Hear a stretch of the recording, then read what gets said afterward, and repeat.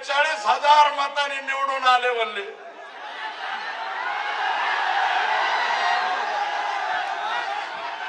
शाही एकाला लावायची शाही. आणि 330 बुथापैकी 230 बुथ जर ताब्यात असतील, बोगस मतावरचे तुमची निवडणूक आहे. अरे हे काय, हे राजासाहेब देशमुख आहे ना इथं. मतदानाच्या दिवशी ह्याला बदडीत, ऍडव्होकेट माधव जाधवला बदडीत. एक पोरग फडका काय, त्याचा बाप. अरे गाड्या पूजितानी सुद्धा तुम्ही बुहार काढता, गाड्या पूजितानी. परत एखाद्या चौकात ठोय, गोली मार भेजे में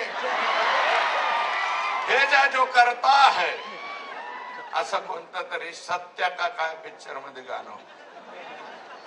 या बीड जिल्ह्यामध्ये गोली मार किधर भी हो गया. 1200 ते 1300 लायसन्स ज्या ज्या कलेक्टरांनी दिले, ज्या ज्या एसपींनी त्याला संमती दिली आणि ज्या डीवायएसपींनी त्याला मान्यता दिली, या सगळ्यांवर कारवाई झाली पाहिजे असं माझं मत आहे. अरे आम्ही 5व्या टर्मचे आमदार झालो, अजून आम्हाला सुरक्षा द्या अशी म्हणायची पाळी आमच्यावर आली नाही. आणि ज्या दिवशी कोणी गोळी घालणार आहे, जो गोली पे हमारा नाम होगा उसको कोई भी नहीं रोक सकता है. त्यामुळे घाबरायचं नाही. हे जे झालंय, संतोष देशमुखला ज्या पद्धतीने मारलंय, अरे 2 लिटर रक्त त्याच्या बॉडीमध्ये, 56 ठोके 6 जणांचे, 56 गुणिले 6 म्हणजे किती ठोके मारले त्याला. तुमचं तुम्ही 350 ठोके तुम्ही दिले.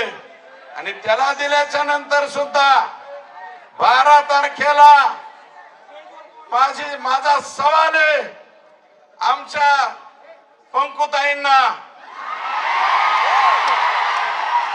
पंकुताई, मला सवाल आहे तुमचा.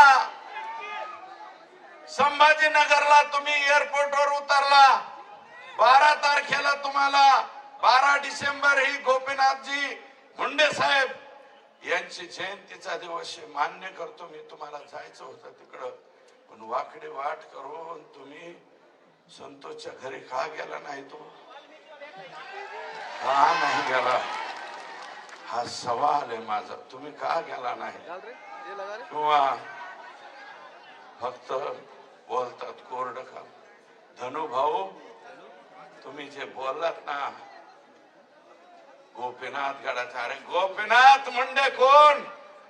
गोपीनाथ मुंडेंनी त्यांच्या कालावधीत मटक्याचा खटका बसवला.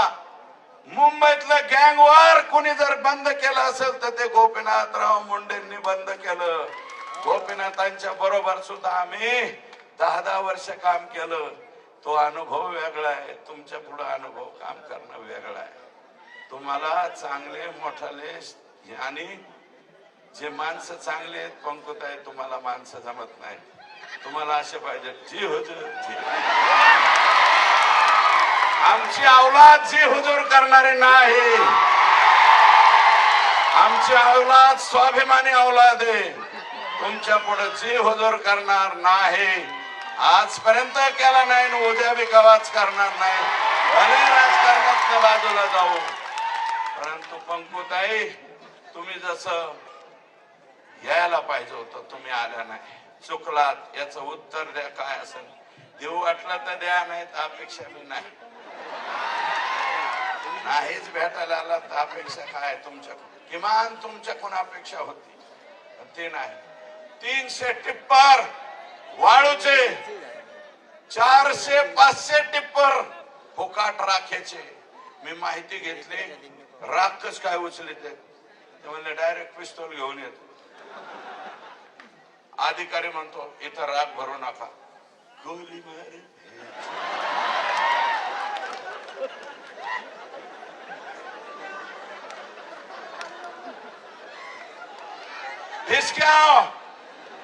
अशा प्रकारची भाषा, ढिसकावची भाषा त्या ठिकाणी होती.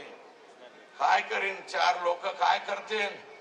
50 लोक जर बंगाट होऊन पिस्तूल हे घेऊन, राख म्हणजे आमचीच आहे, 1 रुपया थर्मलला न भरता 2002 सालापासून अव्याहतपणे 500 ट्रक फुकट चालल्यात. त्याचं उत्तर काय?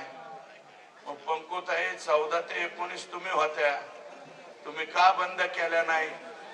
त्याचं कारण आहे की हे धनुभाऊंचं घर वर आहे, पंकुताईंचं घर खाली. खाली हे सकाळी चहाला असतात आणि दुपारच्या नाश्त्याला वर असतात.